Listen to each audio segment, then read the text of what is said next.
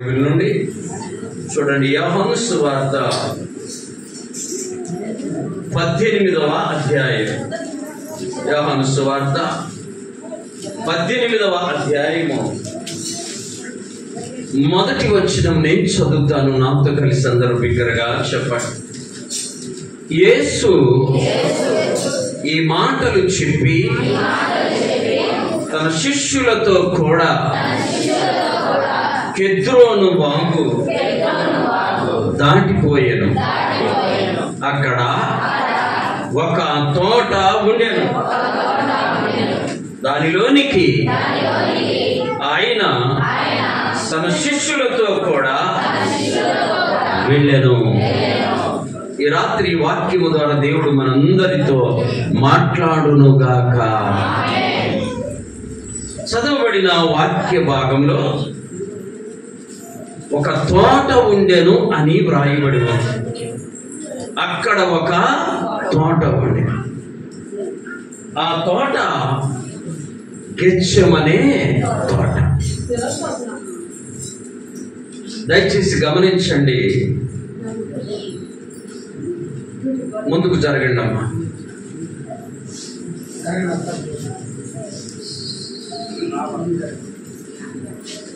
గెత్సెమనే తోట. గెత్సెమనే తోట. యేసు ప్రభువారు ఆ తోటలోనికి వెళ్ళి అక్కడ ఒక బలమైన ప్రార్థన చేశాడు. మనందరికీ తెలుసు.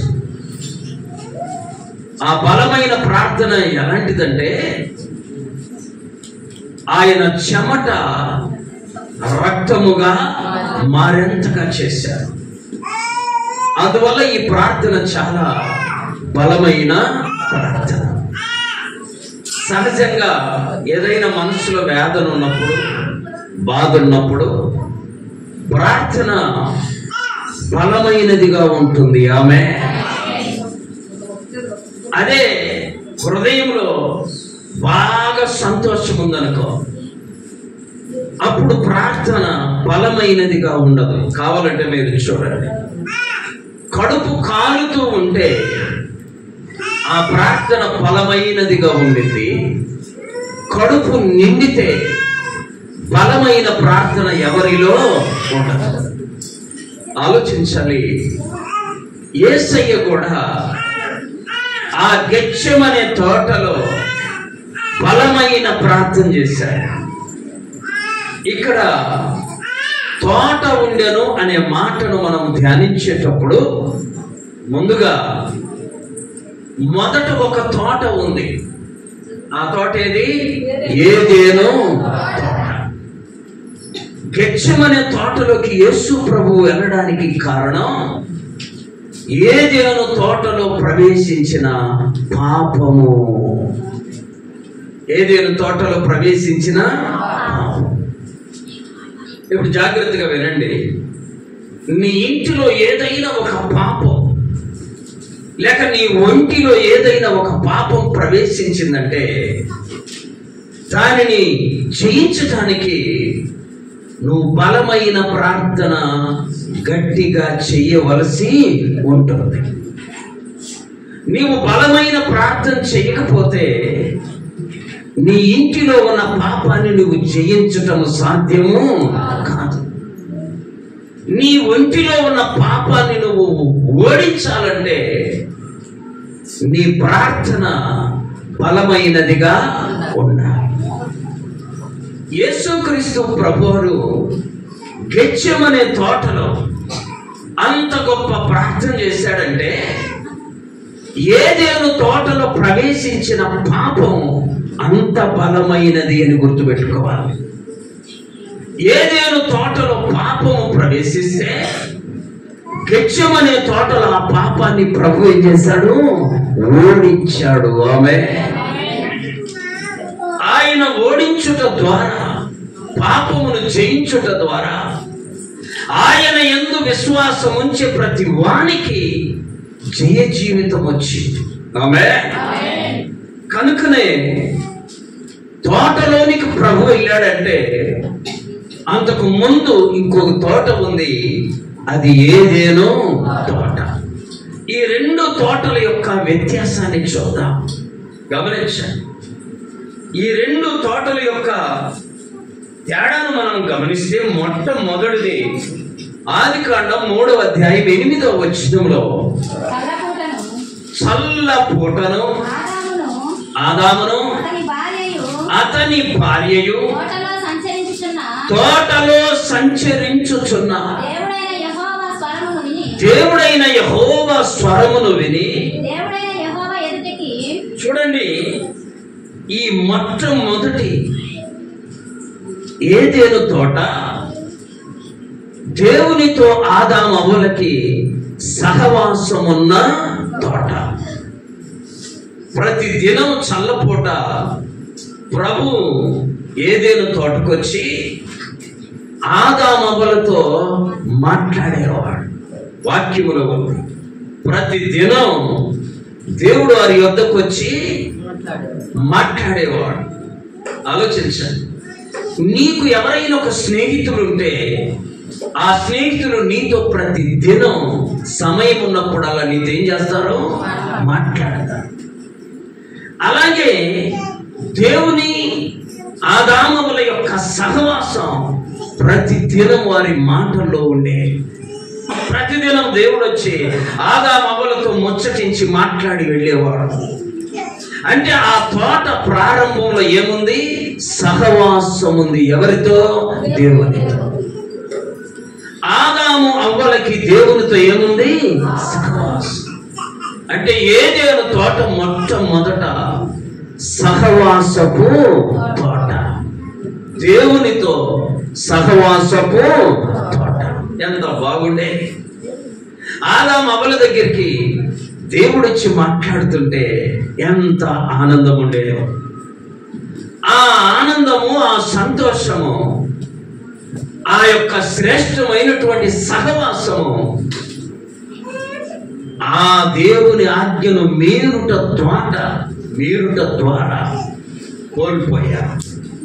నీవైనా నేనైనా దేవుని యొక్క సహవాసమును ఎప్పుడు కోల్పోతామంటే, జాగ్రత్తగా వినండి, దేవుని ఆజ్ఞను చెప్పాలి మీరినప్పుడు. ఆమె సౌలు దేవుని ఆత్మ చేత అభిషేకము పొందినవాడు.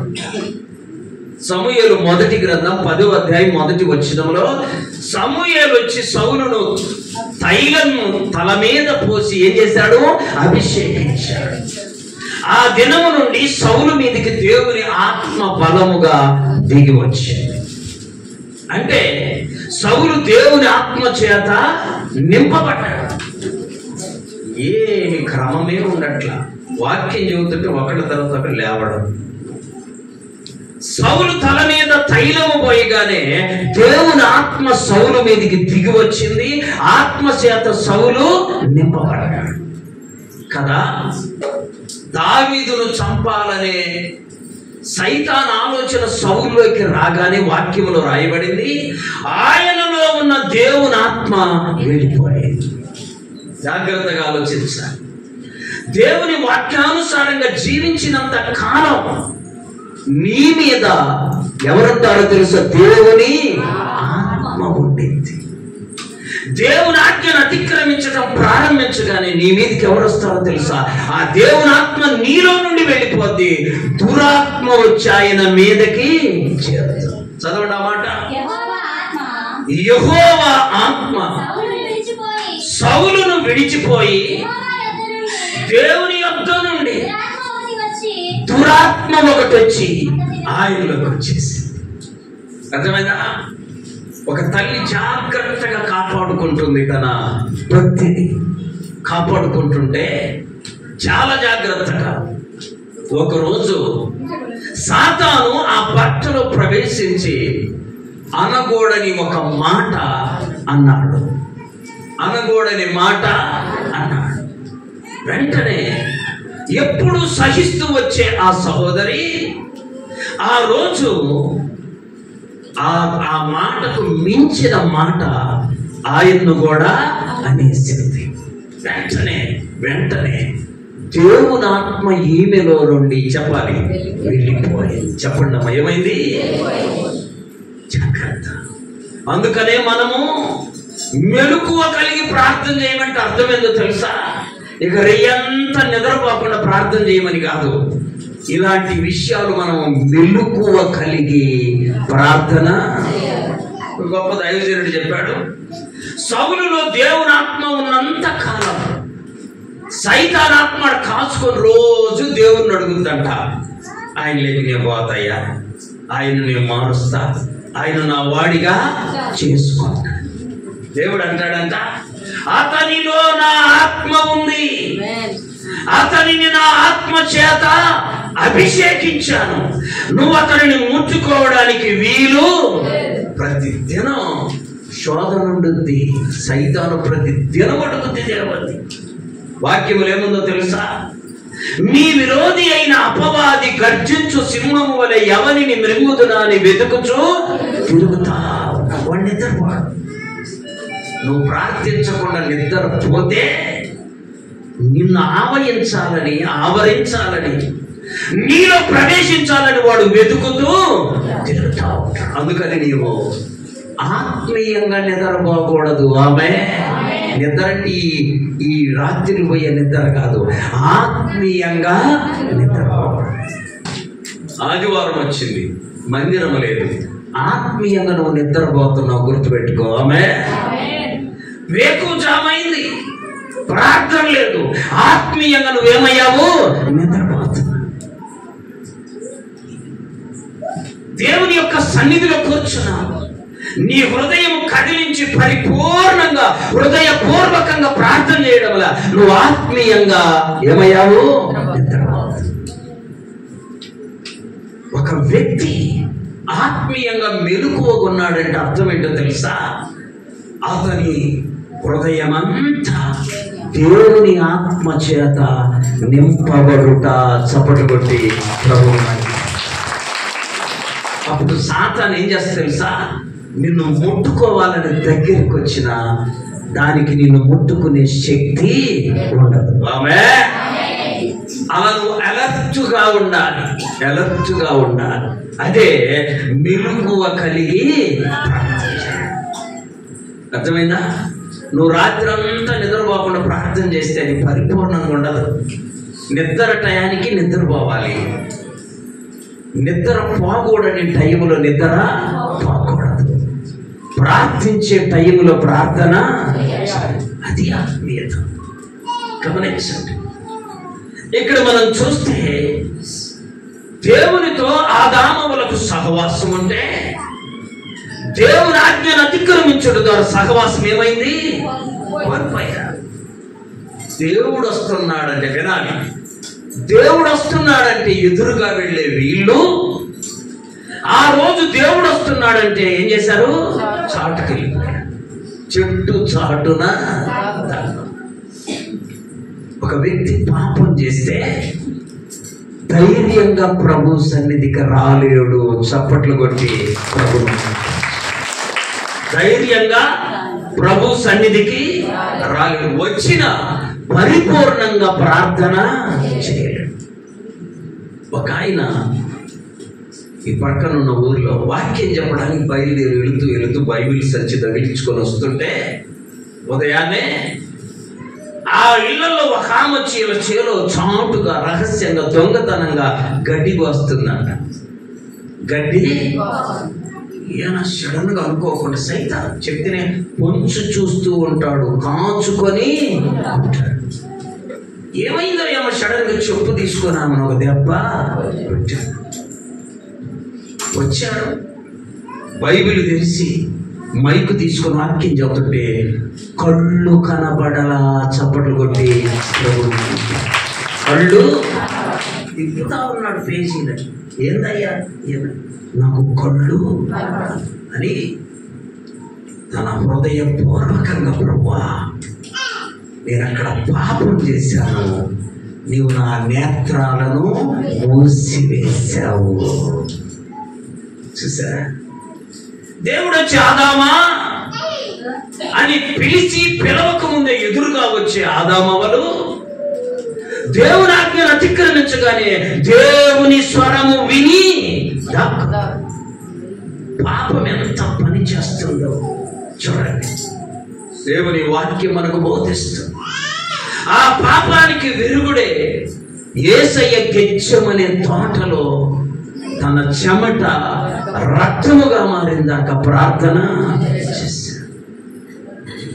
ఒక పిల్లవాడు చావు బ్రతుకుల మధ్య ఉంటే ఆత్మ సంబంధమైన తల్లిదండ్రులకు చెప్పాలి, నిద్ర పట్టదు. చెప్పాలి, నిద్ర.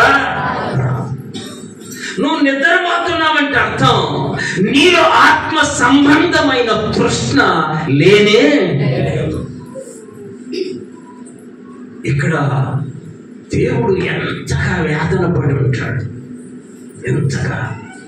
అందుకనే యేసు ప్రభు వచ్చి మరలా ఆయన సహవాసాన్ని మనకు ఇచ్చాడు. చదవండి, యోహాను రాసిన మొదటి పత్రిక 1వ అధ్యాయం 3వ వచనం. మాతో కూడా మీకును సహవాసం కలుగునట్లు మేము చూసిన దానిని వినిన దానిని మీకును తెలియజేయుచున్నాం.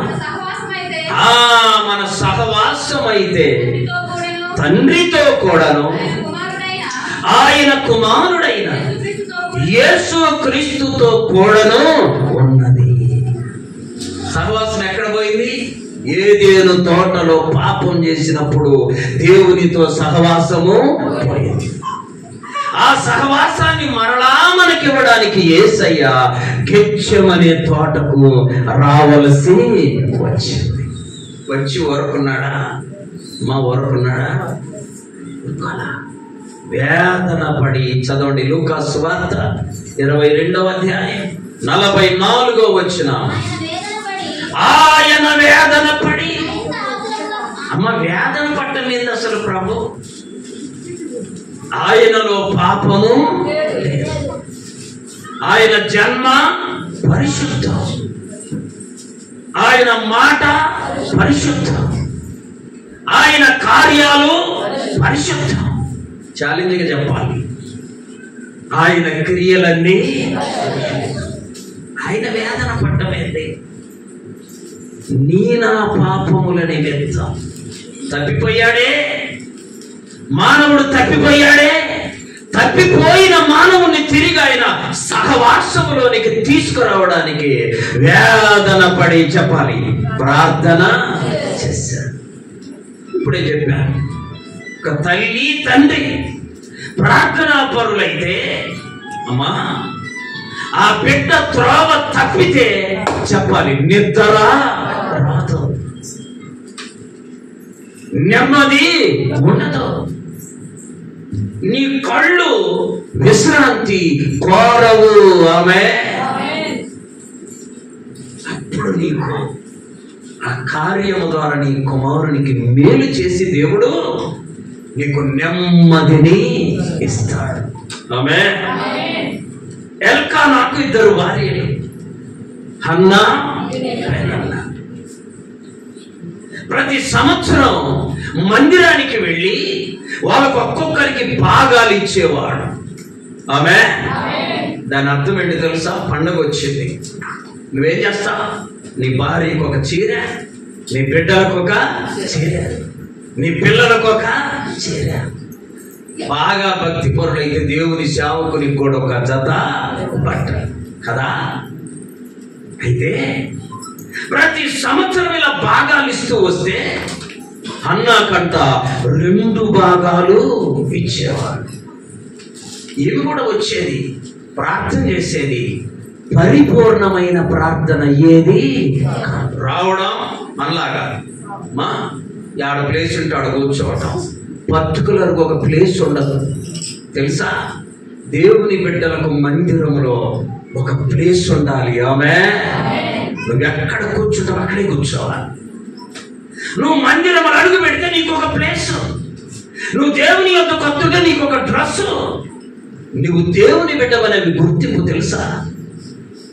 నీవు మందిరంలో ఈ రోజు రేపు ఇంకో చోట, ఎల్లుండి ఇంకో చోట, ఏది నీ స్థిరత్వం? నువ్వు వర్ధిల్లేటానికి స్థిరమైనటువంటి స్థలమే. నేను చెప్పేది ఆలోచించండి. నీకంటూ మందిరములో చెప్పాలి ఒక స్థలము. ఇంకా అది తప్పని ఎక్కడ కూర్చోకూడదు. లేటుగా వచ్చినాయా ఆడ కూర్చున్న వద్దాయి, లేటుగా రావద్దు, వెనకాల కూర్చోవద్దు. నీకంటూ ఒక ప్లేస్ అన్న. ప్రతి సంవత్సరం 2 భాగాలు తీసుకొని కొంచెం సరి చేసుకొని, లేదు సరి చేసుకోవడం అంటే ఏం తెలుసా, నాకు 2 భాగాలు వచ్చినాయి సార్లే, దానికి బిడ్డలు ఉంటే ఉన్నారు, నాకు లేకపోతే దీన్ని సరి చేసుకోవటం అంటాడు. సరి చేసుకోమాక. కొద్ది దినాలకి ఈమెలో ఒక తృష్ణ కలిగింది, నాకు కూడా ఏముండాలి, పిల్లలు ఉండాలి అని ప్రతి సంవత్సరం బహుమానాలు తీసుకొని అక్కడ భర్తను అడిగేది, నాకు కూడా బిడ్డలు ఏమని.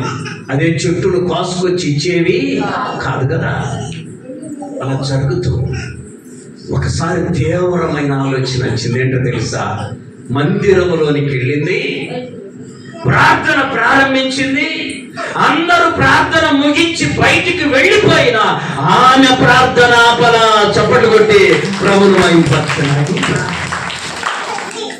ఎప్పుడు చేసిన ప్రార్థనకి ఇప్పుడు చేసిన ప్రార్థనకి ఏముంది, వేదన పడి ప్రార్థన.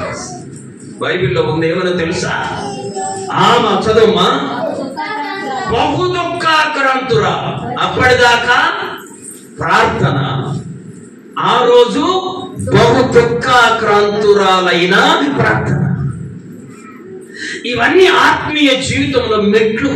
ఆమె నీకో కొరత ఉంది, నీకో వేదన ఉంది, నీకో లోటు ఉంది. ప్రభు దగ్గర ఎప్పుడు చేసే ప్రార్థనే చేయమాక. ఆమె ఏం చేయాలి మళ్ళా, ఇప్పుడు బహు బలమైన ప్రార్థన. ఇప్పుడు అందరు వెళ్ళిపోయారు ప్రార్థన చేసుకొని, వచ్చారు ప్రార్థన చేసుకుని అందరూ. ఈమె వెళ్ళాల. ఆమె వెళ్ళినంత కాలం ఒకటే ప్రార్థన, ఒకటే జవాబు, ఒకటే స్థితి, మార్పు లేదు. ఈసారి అందరూ వెళ్ళిన ఆమె అక్కడే కూర్చొని దుఃఖాక్రాంతురాలై ప్రార్థన. అప్పుడంట ఏలి దైవజనుడు వచ్చి, ఏందమ్మా ఇంకా ఇట్లా ఉన్నావు మత్తురాలాగా అంటయ్యా, నన్ను మత్తురాలనే మాట దేవుని సన్నిధిలో చదువు మా మాట. నేను దేవుని సన్నిధిలో నా ఆత్మను కుమ్మరిస్తున్నాను. చప్పట్లు కొట్టి ప్రభువును మహిమపరచు. ఇక్కడ ఆగుదాం. మనం ఎప్పుడన్నా మనము దేవుని సన్నిధిలో ఆత్మను కుమ్మరించామా? ఆమె ఆమె అట్లొచ్చి ఇట్లా వెళ్ళిపోయామా?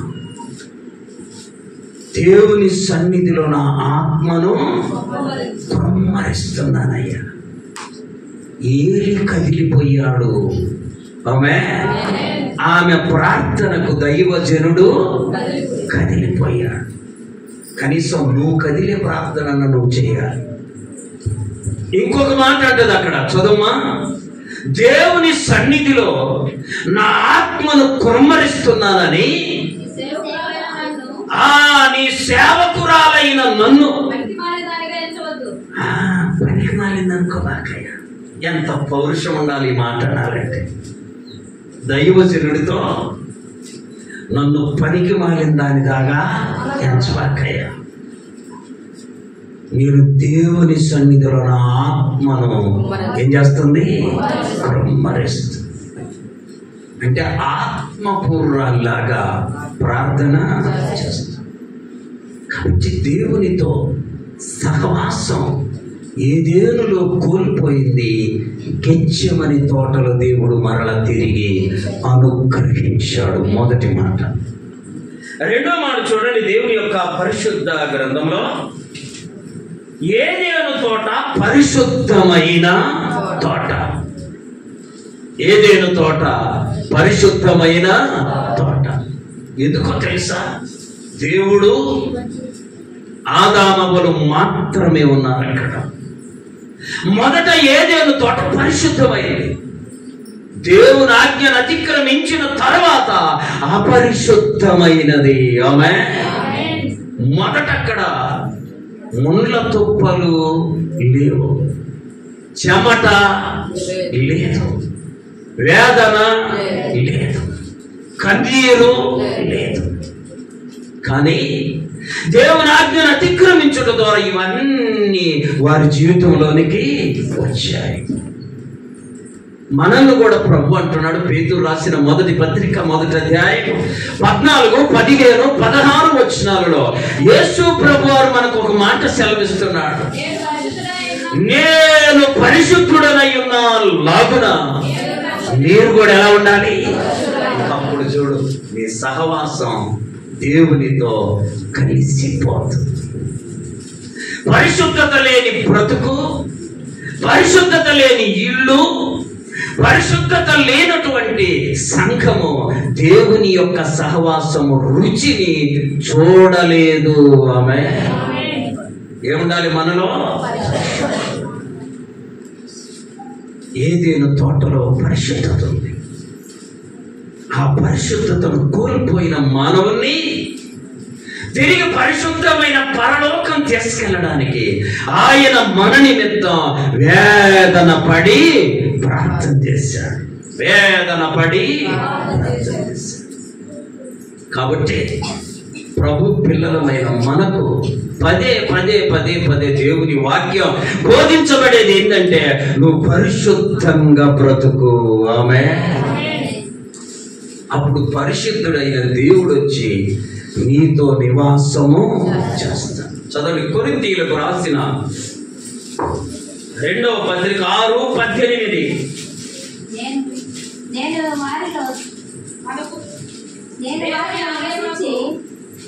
దేవుని ఆలయమునకు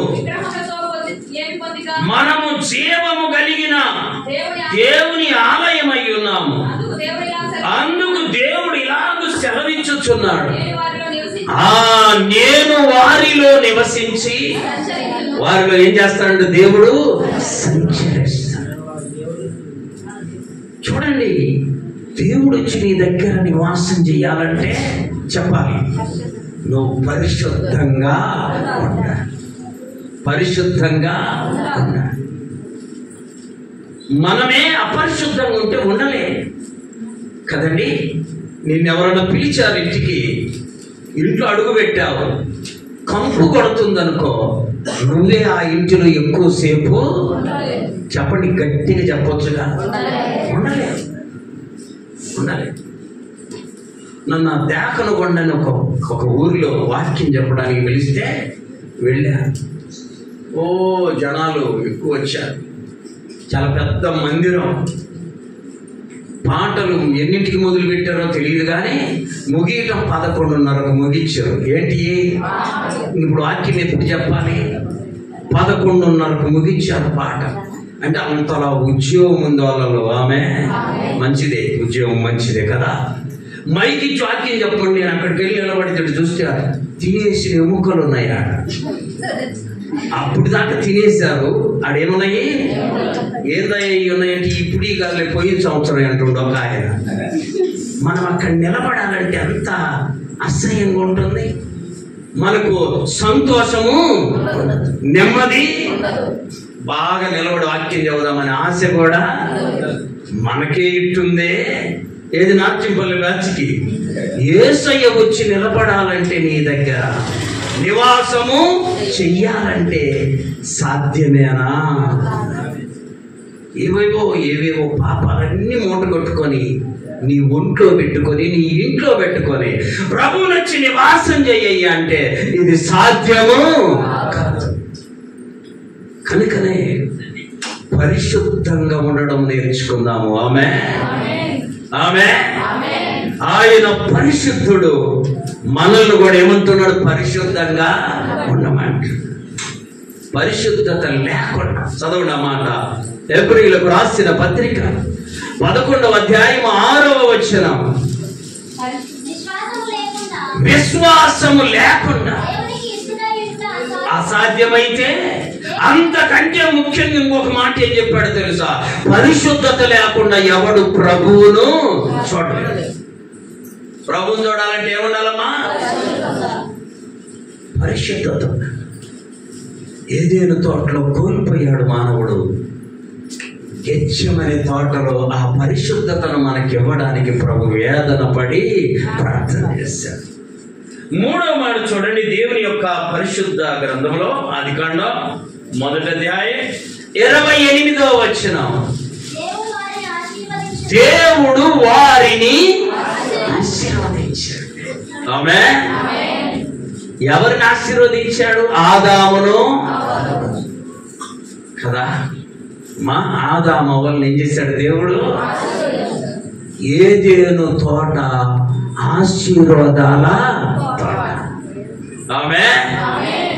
వినండి, వాక్యానుసారంగా బ్రతికితే నీ ఇల్లు నా ఇల్లు ఆశీర్వాదాల తోట అవుతుంది. చప్పట్లు కొట్టి ప్రభువును మహిమపరచు.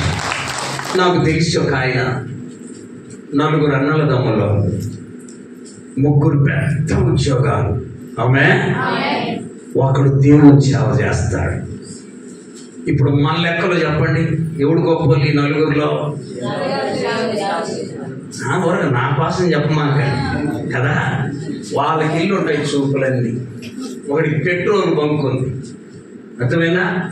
ఒకడేమో IPS, ఒకడేమో IAS, చాలా పెద్ద హోదా. వినండి, ఒకడు ప్రభు పని చేస్తాడు. పెద్దోడు ఒక నెల సెలవు పెట్టి ఇంటి దగ్గరికి వస్తాడు.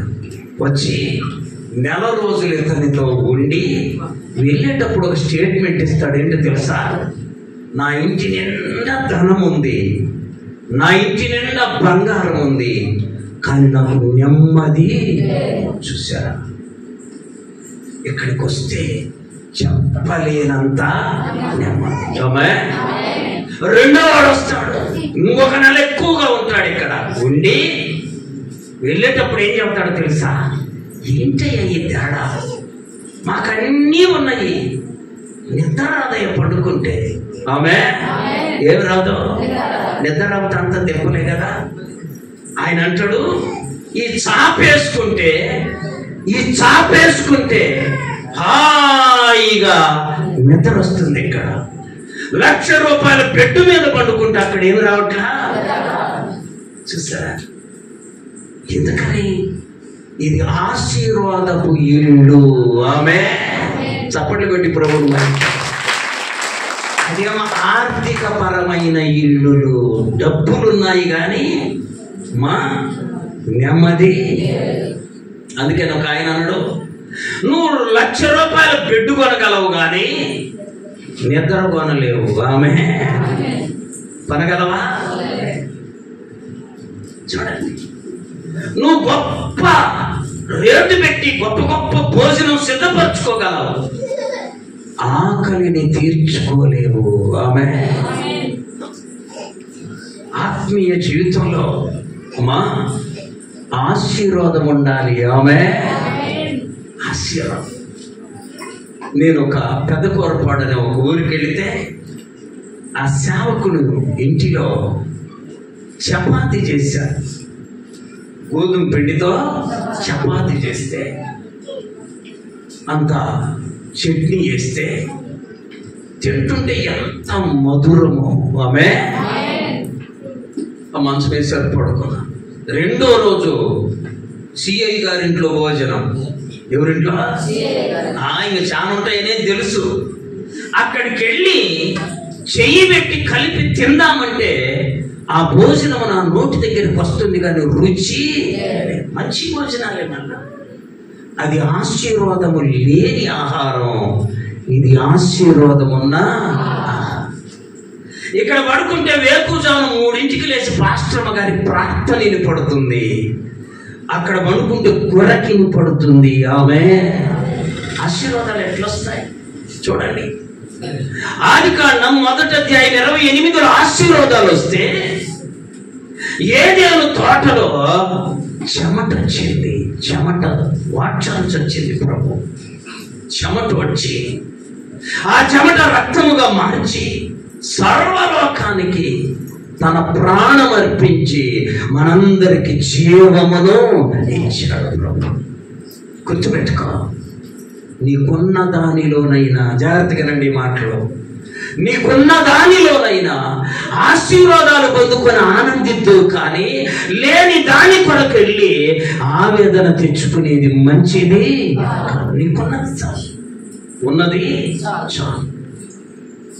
ఒకసారి ఒక ఎంఆర్ఓ గారు, నేను అందరం జీపులో పోతుంటే ఆ డ్రైవర్ అన్నాడు, సార్ ఇవన్నీ ఎస్టీలు ఇల్లు, ఎరుకల ఇల్లు, వాళ్ళ పిల్లలు చూసి సార్ ఏం ఆడుకుంటున్నారు అని అంటే ఆ ఎంఆర్ఓ అంటున్నాడు, మన పిల్లలు ఇట్లా హుషారుగా ఉండనే ఎందుకుంటారు, ఆ డబ్బులు ఈ డబ్బులు తెచ్చి వాడికి ఇంజక్షన్ ఎత్తివి, వాడు నిలబడలేడు, కూర్చోలేడు, ఏడుపు బొబ్బరేపలేడు తెలుసా.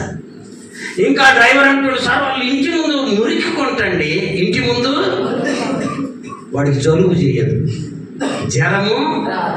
మనం పోయి మురికి కొంట కాడ కూర్చొని పొద్దున్న ఆడ కూర్చున్న జలుబు. ఎందుకు వచ్చింది తేడా? వాడికి డోకా లేని ఆశీర్వాదం ఉంది, నీకు ఆ ఆశీర్వాదము లేదు. గుర్తుపెట్టుకో, ప్రభు బిడ్డలమైన మనం ఆశీర్వాదాలు స్వతంత్రించుకోవాలి. ఆమేన్. అంతకు ముందు నువ్వు ఏ జీవితం జీవించావో అది లెక్కేసుకోమాక ప్రభు దగ్గరికి వచ్చినాక నీకున్న దానిలోనే అది నెమ్మదిని పొందుకోవాలి, నెమ్మదిని. ఇక చూడండి, దేవుని యొక్క పరిశుద్ధ గ్రంథంలో లూకా సువార్త 24వ అధ్యాయం 50వ వచనం, ఆయన బేతనీయ వరకు వారిని తీసుకొని పోయి చేతులెత్తి వారిని ఆశీర్వదించుచుండగా ఆరోహణమై వెళ్ళిపోయాడు. ఈ ఆశీర్వాదం నీ మీద నా మీద నిలిచి ఉండునుగాక. నిలిచి ఉండాలి. ఆశీర్వాదాలు మన మీద ఏమై ఉండాలి? వాడికి వచ్చింది, వీడికి వచ్చింది, నీకెందుకు రాలా? ఆశీర్వాదం నీకెందుకు రాలా? 2 అయితే 3 అయితే నిద్ర పట్టదే, మోకరిల్లి ప్రార్థించండి మనసు ఒప్పుకోదే, దిగొస్తాయి ఆశీర్వాదాలు. ఆమె నీవు నీ పరిస్థితి తెనాల్లో ఒక చోట వాక్యం చెప్పినాక అందరు లైన్లో నిలబడి ప్రార్థన చేయించుకుంటా ఉన్నారు. ఒక ఆమె వచ్చి చదువుతుంది, అయ్యా మా అమ్మాయి సినిమాలు చూస్తుంది, అయ్యా ఒకటే సినిమాలు, ఉదయం చూస్తుంది, మధ్యాహ్నం చూస్తుంది, రాత్రికి చూస్తుంది, సినిమాలు మానుకునేటట్టు ప్రార్థన చేయి. బాగుంది, అంశం మంచిది. నాకు దేవుడు ఎందుకు వెంటనే ఒక ప్రశ్న ఇచ్చాడు, అమ్మా నువ్వు చూస్తావా అని అడిగా. ఆమెనేదో నేను చూడని నిద్రే రాదయ్యా, అయితే గట్ట చేద్దాం. మరి తల్లి ఎలాంటిదో బైబిల్లో ఉంది, పిల్ల కూడా. కొమ్మ ఎలాంటిదో, ఏరు ఎలాంటిదో, కొమ్మలు కూడా. ఏరు యాప వేరు, కొమ్మలు చెప్పండి యాపే. మామిడి వస్తాయమ్మా. అదేంటమ్మా నువ్వు సినిమా చూస్తా నీ బిడ్డ మానుకోవాలని కోరుకుంటున్నావు తప్ప, నేను అట్ట పోవాల్సిందేనయ్యా. ఎట్ట సినిమాల్లో మీట అట్ట పోవాల్సిందేనయ్యా, ఇంకా నేను మారంగా నా పిల్ల కొంచెము. ఎంత అన్యాయం, ఎంత అన్యాయం. ఆత్మీయ జీవితంలో ఆశీర్వాదాలు ఆగిపోవటానికి కారణం ఏంటో తెలుసా? దేవుని సన్నిధిలో నిలకడగా నువ్వు ప్రార్థించకపోవడము. ఆమేన్. కాబట్టి నీ ఇల్లు ఎలా ఉండాలి? ఆశీర్వాదపు ఇల్లు. అడుగు పెడితే నీ ఇంట్లో ఎవరైనా సాక్ష్యం చెప్పాలి, ఆ ఇంట్లో అడుగు పెడితే అన్నీ ఆశీర్వాదాలే. ఆమేన్. అన్నీ సమస్యలు కాదు, అన్నీ ఆశీర్వాదాలు. ఎలా నువ్వు పొందుకుంటావో తెలుసా? ప్రభు సన్నిధిలో స్థిరంగా సాగిల పడడము నేర్చుకో. చూడండి, మరొక మాట చూద్దాం. 2వ అధ్యాయం ఆదికాండం 16వ వచనం. ఆదికాండం 2:16. మరియు దేవుడైన యెహోవా తోటలోనున్న ప్రతి వృక్ష ఫలములను నీవు నిరభ్యంతరంగా. ఏమున్నాయి తోటలో? ఫలాలున్నాయి. తోటలు ఏమున్నాయమ్మా? ఫలాలున్నాయి. నీ ఇంటిలో నా ఇంటిలో ఫలాలుండాలనే ప్రభు మనకి గలతీ 5:21 ఫలాలను గురించి చెప్పాడు. ఆమె గలతీ 5:21 ఫలాల గురించి చెప్పాడు. ఆత్మ ఫలమేమనగా ప్రేమ, సంతోషము, సమాధానము, దీర్ఘశాంతము, దయాళత్వము, మంచితనము, విశ్వాసము, సాత్వికము, ఆశా నిగ్రహము. ఇవన్నీ 9 ఆత్మ ఫలాలు ఉన్నాయి. ఆమె చదివి తిన్నాం కదా. ఒక్కటన్నుందా మనలో? ఒక్కటన్నా? 9లో కనీసం ఒక్కటి. మొట్టమొదటి ఆత్మఫలం ఏంటో తెలుసా? ప్రేమ. ఆమె ప్రేమ అంటే గోళ్ల మీద రాసే ప్రేమ కాదు. మా ప్రేమ అంటే అది స్వచ్ఛమైన ఒక భార్య భర్తలకి, ఒక శ్రేష్టమైన భక్తులకి ఆ ప్రేమ విలువ తెలుస్తుంది. ఆమె ఒక రోజంట 2 కుందేలు భార్య భర్తలు, మగది ఆడది, మంచి శ్రేష్టమైన జీవితం జీవిస్తున్నారు. ఆ ఉదయాన్నే లేచి ఆహారం కొరకు అడవిలో అలా వెళితే ఏమీ దొరకలేదంట. వాటికి దొరకకపోతే తిరిగి 2 వస్తూ ఉన్నాయి. ఆ మధ్యలో కొంచెం నీళ్లున్న చిన్న కుంట కనబడింది. ఈరోజు ఆహారం ఏం దొరకలేదు కదా, నీళ్లు తాగుదామని వెళితే అక్కడ కొన్ని నీళ్లున్నాయంట. ఎన్ని? కొన్ని. నువ్వు తాగయ్యా, నువ్వు ఆయిగుంటే నేను కూడా వత్తది కొంచెం నోట్లో నుంచి ఒక్కలకు రా. అయ్యా నువ్వు ఆయిగుంటే నేను కూడా అని ఆడుకుందేలు అన్నదంట. నువ్వు తాగయ్యా, నువ్వు ఆయిగుంటే అని చెప్పి. ఈ మగ కుందేలు అంటుందంట, నేను తాగను, నువ్వు తాగు, నువ్వు ఆయిగుంటే అన్ని చేసి పెడతావు, నేను కూడా. వీళ్ళలో ఒకళ్ళు ఇలా మాట కదా, హాయిగా ఉంటారని ఇద్దరు ఒకరికొకళ్ళు చెప్పుకొని ఎవరు తాగట్లేదంట. ఒక నిర్ణయానికి వచ్చారు. ఆ 2 కుందేలు ఏంటో తెలుసా? ఇద్దరము కలిసి ఒకేసారి తాగుతాం. సరే నువ్వు కొన్ని, నేను కొన్ని. వినండి, ఇద్దరు అలా తల వచ్చి మూతి పెట్టారంట ఆ చిన్న కుంటలో ఉన్న కొద్ది నీళ్ళకి. ఆయన తాగుతాడని నాగిందంట, ఈయన తాగుతాడని నేను అయిపోలా. 10 నిమిషాలైంది అయిపోలా, 20 నిమిషాలైంది అయిపోలా, అరగంట అయింది నీళ్లు. ఎందుకని? ఆయన తాగుతాడని. ఏమా ఇప్పుడేమన్నా ఎక్కడన్నా ఎక్కితే దొరుకుద్దా ఇలాంటి ప్రేమ? అమ్మా ఒక ఆమె మధ్య లావ్ అవుతున్నానని హాస్పిటల్కి పోయిందంట. వాని భార్య లావ్ అంట, ఆ డాక్టర్ భార్య. ఆయన చెప్పాడంట, మనం రోజుకి ఎన్నిసార్లు తింటామంటే, మా అటు ఇటు చూస్తే వాళ్ళు ఆయన లేడు కదా, 6 సార్లు తింటా సార్ అంట. ఏం పర్లేదు, నా భార్య 8 సార్లు తింటుంది, పో నీకేమి ఇబ్బంది లేదు, అది తగ్గించిరా నా దగ్గరికి, అప్పుడు నీకు లావు. ఎంత శ్రేష్టమైన ప్రేమండి ఆ కుందేళ్ళు. అప్పుడు మరలా కళ్ళు తెరిచి నువ్వు తాగు చివరికి ఇద్దరు సిరి కొంచెము తాగారు. అది ఒరిజినల్ ప్రేమ. ఆమె పూర్వం ఏముండేదంటే సతీ సహగమనం అని ఉంది, చదువుకున్న వాళ్ళకి తెలుసు. అంటే భర్త చనిపోతే చెప్పయ్యా భార్యను తీసుకెళ్ళి వాడితో పాటు కాల్చాలి, నిప్పులు వేస్తారు. బహు భద్రంగా సాగిపోయి భర్తలు. ఎందుకు తేడాతో పాటు ఏమి అసలు ఎక్కడ తేడా ఉండేది?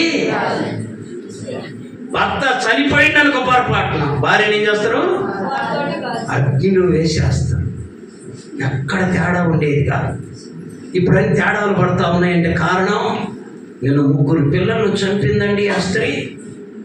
భర్త ఎందుకు తప్పించుకున్నాడంటే పెరుగన్నంలో విషయం కలిపిందంట ముగ్గురు పిల్లలకు భర్తకి. వాకేదో పాపం పనిబడి బయటికి పోయాడంట అనుకోకుండా. వచ్చి నీకు ముగ్గురు పిల్లలు నిప్పులో వేసి కాల్చేది ఉంటే ఆ పని చేసేది అది కరెక్ట్ ఏమనిపిస్తుంది ఒక్కొక్కసారి. జాగ్రత్త, ఆశీర్వాదాలు ఉండాలి నీ ఇంటిలో. రెండోది ఆత్మ ఫలాలు ఉండాలి. ఆమేన్.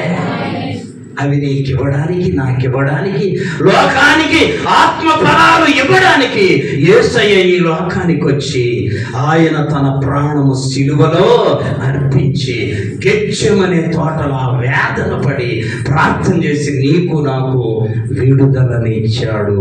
ఆమేన్. చూసారా, ఉందా నీకు ఆ ప్రేమ? మా ఎవరిని ఏలు పెట్టి చూపట్లేని నీ భర్త మీద నీకు, నీ మీద నీ భర్త కట్టి ప్రేమ కలిగి ఉందువుగాక. నీ ఇల్లంతా ఆమేన్. ఎఫెసీలకు రాసిన పత్రికలో ఒక మాట ఉంది, చదవండి. ఎఫెసీ 5:1-3. కావున మీరు ప్రియులైన పిల్లల వలె దేవుణ్ణి పోలి నడుచుకొనుడి. యేసయ్య మిమ్ములను ప్రేమించి పరిమళ సువాసనగా ఉండుటకు మన కొరకు తనను తాను దేవునికి అర్పణముగాను బలిగాను అర్పించుకున్నాడు. కాబట్టి మనలో సువాసన రావాలి, ప్రేమ అనే సువాసన రావాలి. నీ భర్తను బహుగా ప్రేమిస్తే నీకు వచ్చే ఆశీర్వాదం ఏంటో తెలుసా? దేవుని యొద్ద నుండి ఆటంకము లేని ఆశీర్వాదం నీకు వచ్చింది. ఆమేన్. ఒకవేళ నీకు నీ మనస్సుకు, నీ హృదయానికి సరిపోని భర్త అయినప్పటికీ అతనిని నువ్వు ప్రేమించాలి. ఆమేన్. అలా ప్రేమించడం నువ్వు ప్రారంభించగానే నీ హృదయం మారిపోద్ది, నీ మనసు మారిపోద్ది, నీ ఇంట పరిమళ వాసన వస్తుంది. ఆమేన్. దేవుని బిడ్డల జీవితం అలా ఉండాలి. ఎప్పుడైతే అట్టి స్థితి నీవు కలిగి ఉంటావో నీ ఇంటిలో ఆత్మ ఫలాలు ఉంటాయి. అందుకనే బైబిల్లో ఒక అధ్యాయం అంతా ప్రేమను గురించి రాయించాడు దేవుడు. ఒక అధ్యాయం మొత్తం 1వ వచనం మొదలుకొని 13వ వచనం వరకు ఏముందో తెలుసా? ప్రేమ ప్రేమ ప్రేమ. మరలా 14వ వచనం మొదటి వచనంలో ఏం చెప్పాడు తెలుసా దేవుడు? ప్రేమ కలిగి ఉండుటకు కష్టపడాలి, కష్టపడాలి. నీ ఇంట ఆత్మ ఫలాలు ఉండాలి. చివరిగా చూడండి, దేవుని యొక్క పరిశుద్ధ గ్రంథములో ఆదికాండము 2వ అధ్యాయం 10వ వచనం. మరియు ఆ తోటను తడుపుటకు ఏదేనులో నుండి ఒక నది బయలుదేరి చీలిపోయి 4 శాఖలాయి. దాని పేరు జీవజల నది. దాన్ని కోల్పోయాడు మానవుడు. దేవుడు మరణ మానవునికి ప్రకటన గ్రంథం 22వ అధ్యాయం చదవాలి. ప్రకటన గ్రంథం 22వ అధ్యాయము మొదటి వచనం. మరియు స్ఫటికము వలె మెరయునట్టి జీవ జలముల నది. అక్కడ మరలా ప్రభు మన కొరకు సిద్ధపరిచాడు. ఏదేనులో కోల్పోతే గెత్సేమనే తోటలో ఆయన శ్రమ పొంది వేదన పడి ప్రార్థన చేసి అక్కడ కోల్పోయిన జీవ జలమును మరలా మనకు పరలోకంలో ఇచ్చాడు. చివరి మాట ఏంటో తెలుసా? ఏదేను తోటలో దేవుని ముఖము చూసే ఆ గొప్ప కృపను కోల్పోయాడు మానవుడు. గెత్సేమనే తోటలో ఆయన వేదన పడి మన కొరకు తన ప్రాణం అర్పించి పరలోకములో ఆయన ముఖము చూసి ధన్యతనిచ్చాడు. 22వ అధ్యాయం ప్రకటన గ్రంథం 4వ వచనం. ఆయన దాసులు ఆయనను సేవించుచు ఆయన ముఖ దర్శనం చాలయ్యా నాకు ముఖ దర్శనం చాలయ్యా, ముఖ దర్శనం చాలయ్యా, నీ ముఖ సమీపించని నివసించు నా దైవమా, సమీపించని నివసించు నా దైవమా, నీ ముఖ దర్శనం చాలయ్యా, నీ ముఖ దర్శనం చాలయ్యా. ఆదామా ఎక్కడున్నావు?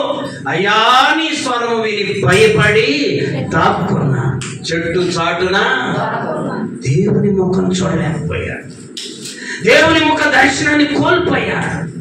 యేసయ్య శిలువ త్యాగముతో నీకు నాకు మరలా దేవుని ముఖము చూసే ధన్యతను ఇచ్చాడు. దాన్ని పొందడానికి ప్రభును విడిచిపెట్టమాక. నీ ఇంటిలో ఇబ్బందులున్నా ప్రభును విడిచిపెట్టమాక, నీ ఒంటిలో ఇబ్బందులున్నా ప్రభును విడిచిపెట్టమాక. వాటన్నిటి నుండి నీకు సరళం చేసి సహాయం చేయడానికే ఆయన శిలువలో తన ప్రాణమును అర్పించాడు. ఆ ప్రియ ప్రభువును అడుగు, నీ సమస్తము కూడా ఆయన సమకూర్చి జరిగించే దేవుడు. మోకరించండి, ప్రార్థన చేసుకుందాం.